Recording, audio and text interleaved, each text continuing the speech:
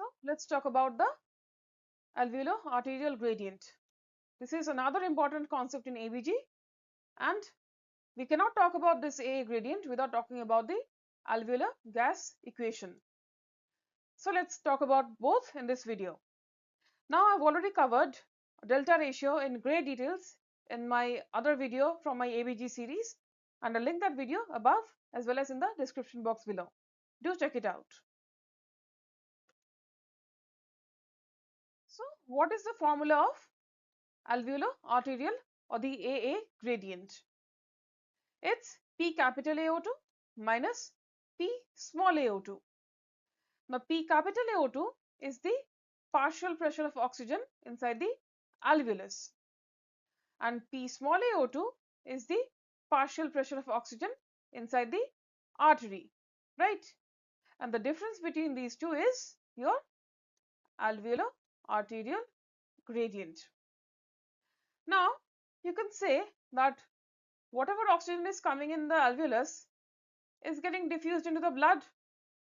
So ideally, whatever the partial pressure of oxygen is in the alveolus should be the same as the partial pressure in the artery, but that is not the case.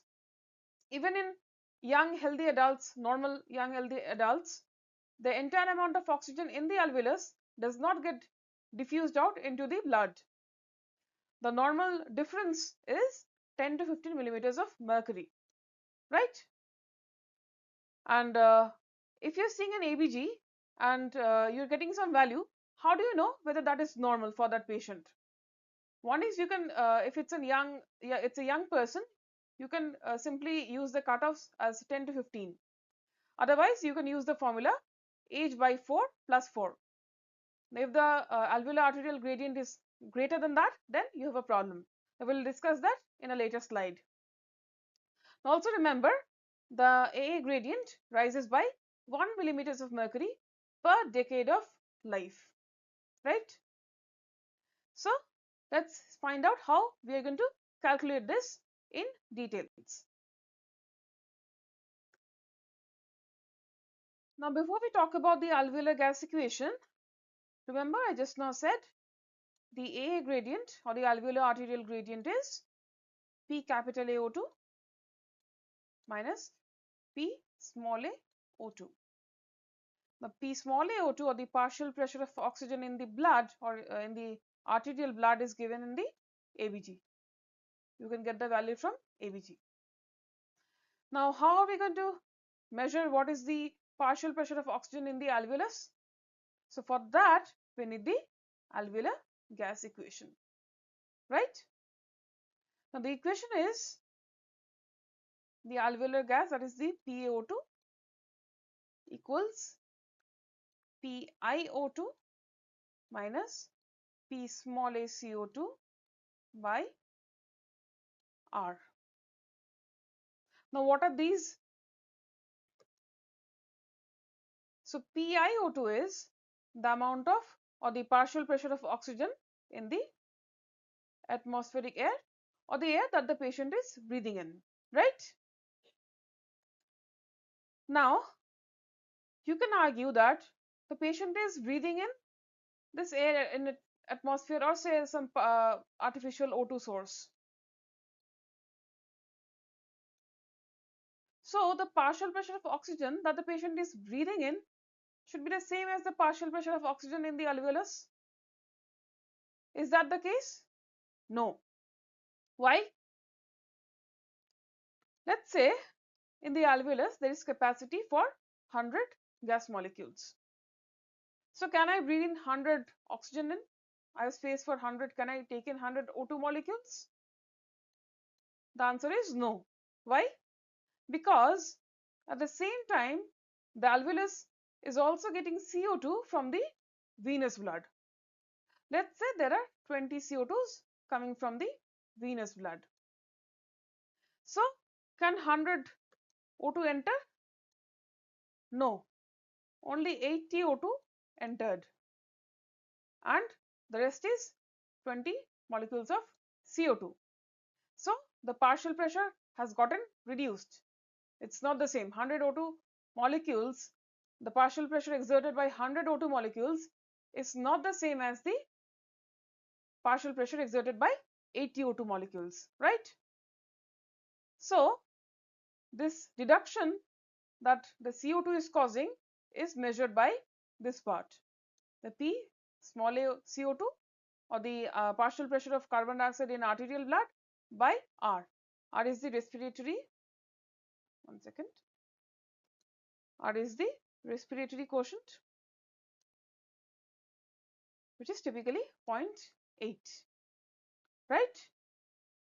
So, this part is what? This is actually the amount of O2 that is getting displaced by the incoming PaCO2, right? Okay. So, what is my PiO2 now? So, PiO2 is what again? It is the partial pressure of oxygen from the atmosphere or the O2 source that the patient is breathing from. Now, this is the PiO2.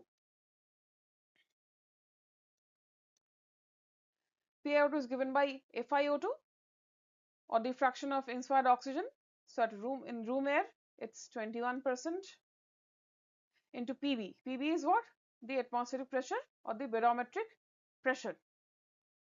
Now, at sea level, this is 760 millimeters of mercury. And P minus PH2O. PH2O is water vapor pressure, and again at sea level and at room temperature, it's 47 millimeters of mercury, right? So, if you put in the values here at room air and at sea level, normal temperature, the PiO2 comes to be 150. Therefore, if the patient is at room air and at sea level, we can shorten the formula of the alveolar gas equation by 150 minus PaCO2 by 0.8. Now, PaCO2 is you are getting from ABG, right? So, you can calculate PaO2 or P capital AO2, the partial pressure of oxygen in the alveolus, and this minus the small AO2. This again is available from ABG. This part is your AA gradient, right? So, I hope this is clear. So, let's see how we can interpret the AA gradient values. So, first in an ABG, we check if the PaCO2 is increased or not. Let's say the PaCO2 is increased, P small a. So, it's the partial pressure of carbon dioxide in the arterial blood. Let's say that's increased. So, it's a hypercapnic or a type 2 respiratory failure, right? What does that mean? It means that the CO2 is not being washed out by the body. So, it's getting built up in the blood, and that's what we are getting in the ABG. The next step is to check for the AA gradient. Now, if the AA gradient is normal, it means that my patient only has a hypoventilation problem. So, the patient is only unable to blow out CO2. Now, that may be due to a chest wall disease or say a neuromuscular disease, or so there is an improper signaling from the brain itself to the respiratory muscles. So, for any of these, there is hypoventilation or there is a low washout of CO2. That is the only problem. Now, on the contrary, if there is a high PaCO2 but the AA gradient is raised. Now, since there is a high CO2, there is obviously a hypoventilation, right? The body is unable to ventilate out the CO2. But because the AA gradient is also raised here, this means that the patient has an additional VQ mismatch. So A gradient high means the P capital AO2 is significantly higher than the P small AO2, right? So the air that is inside the oxygen that is inside the alveolus is not completely getting diffused into the blood. So there is some problem here, either in the lung or in the vessel. So there is some ventilation perfusion mismatch or the VQ mismatch in addition to the hypoventilation, right? So we are going to look for the other problems of the lungs as well in these kind of patients. Now coming to the other side of the algorithm, let's say the PaCO2 is normal or maybe even low, and let's say the only problem here is the P small AO2 is low. The only problem is a low PaO2, P small AO2. So it's a type 1 respiratory failure. So again we check for the AA gradient. Now if the AA gradient is normal, what does that signify? This means that whatever O2 is there in the alveolus is getting diffused into the blood vessel. Everything is getting into the blood. So there is not much difference, or the difference between the P capital AO2 and PaO2 is more or less small, or they are more or less same, or the difference is very small, right? But still the patient's blood has a low O2. How is that possible? It means that the air that the patient is breathing in from the atmosphere or the O2 source itself is low. So the O2 itself is low in the air or the source of the air that the patient is breathing from, right? Where is it possible? This is possible in areas of low FiO2, or say in high altitudes and so on, right? So in these cases the alveolo-arterial gradient is normal, but the blood is low PO2 because the patient is breathing the O2 that breathing a low O2 containing air, right? Coming to the other end, let's say the PaO2 is low in blood and the alveolo-arterial gradient is raised. Now again we have discussed this. The PaO2 here is the P capital AO2 is more than P small AO2. So the air that is in the alveolus is not entirely getting diffused into the blood, right? So this means there is either some intrinsic lung disease, pneumonia, it's filled with fluid, so its alveoli is filled with fluid, so it's pneumonia, or there's any other form of VQ mismatch. There could be an embolus here which is giving rise to this kind of problem. So any of these can be possible, right? So I hope this makes sense why we check for the alveolar-arterial gradient in the ABGs of our patients.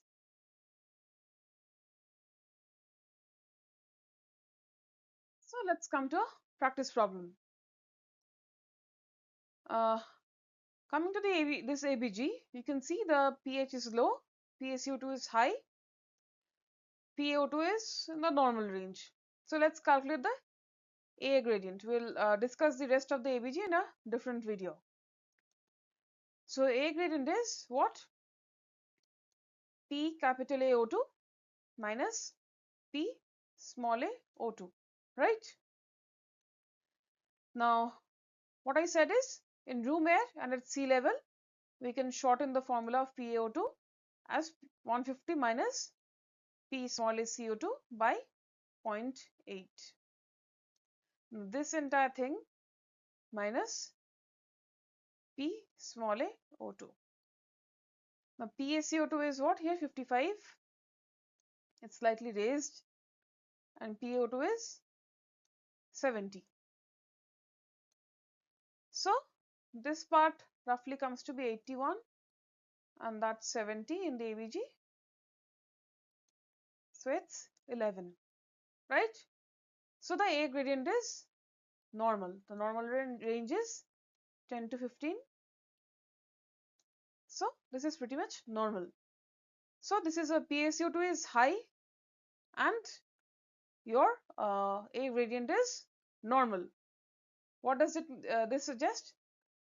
it means that there is only a hyperventilation, right? That's why the PaCO2 is high. The carbon dioxide is not getting washed out, but the entire oxygen that is coming into the alveolus is getting diffused into the blood. That's why the AA gradient is normal, right? Let's come to another example. Here the pH is normal, PaCO2 is on the lower side, PO2 is low. So let's check the A gradient. This is again PaO2 minus P small ao2, and like I said, in room air it's 150 minus PaCO2 by 0.8 minus PO2, that is 55 here, and PaCO2 is 30 here. Now this part is what, roughly 112.5, and this is given as 55 in the ABG. So the difference is 57.5. This is obviously raised. The normal is 10 to 15. So this is raised. So we can see the PO2 is low. So it's a hypoxemic respiratory failure, and the A gradient is high.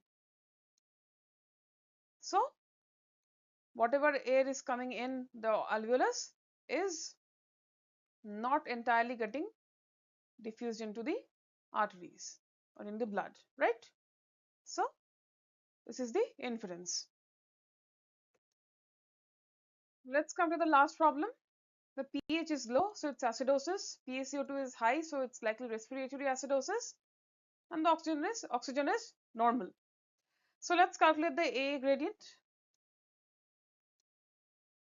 It's what, P capital AO2 minus P small ao2. Now, like I said, at room air, if it's room air,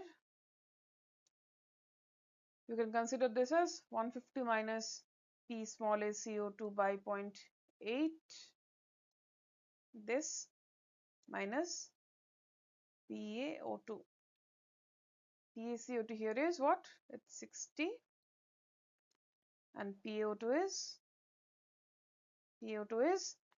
85. This part comes to be 75 minus 85. So the A gradient is minus 10. Now, how is that possible? How can an alveolo-arterial gradient be negative? A negative gradient means, see here, in alveolus the partial pressure is 75, but in artery the partial pressure is 85. How is that possible? Patient cannot store oxygen, right? And patient cannot make oxygen, right? Therefore, something is wrong. Your alveoli is supplying less oxygen, but the artery is having more oxygen, so something is wrong. The thing that's wrong is the patient is not in room air. This ABG has not been taken in room air. The patient has received some amount of supplemental oxygen. This is very common. The patient receives supplemental oxygen when the patient arrives with dyspnea, and then you get an ABG. So often you are not getting an ABG in room air, and in those ABGs this kind of problem arises. So what to do there? So there you cannot assume PaO2 is 150 minus PaCO2 by 0.8. So there we have to calculate the entire thing. So it's FiO2. If you know the supplemental amount of supplemental oxygen, you can calculate the FiO2, and into P barometric pressure minus water vapor pressure, this entire thing minus PaCO2 by R, or that is 0.8. This is P capital AO2 minus P small ao2, right? This is your actual A gradient, right? So if PAO₂, you'll get it from whatever the supplemental oxygen the patient is getting. From there, you'll calculate. PB, if the patient is at sea level, you can take it as 760, and PH2 again at room temperature and at sea level, it's 47. It's 47. So, and the PaCO2 and PaO₂ are available from ABG. So from there, you have to calculate the actual AA gradient, right? So that will come that will give you some positive value. That will never come negative, right? It can come 0. It never comes 0, but it can never be negative, right? So I hope the alveolo-arterial gradient is clear. So this was the second video in my ABG series. I plan on making another video on anion gap, and thereafter I'm going to make an entire ABG algorithm video. So stay tuned for that, and don't forget to subscribe. Thank you.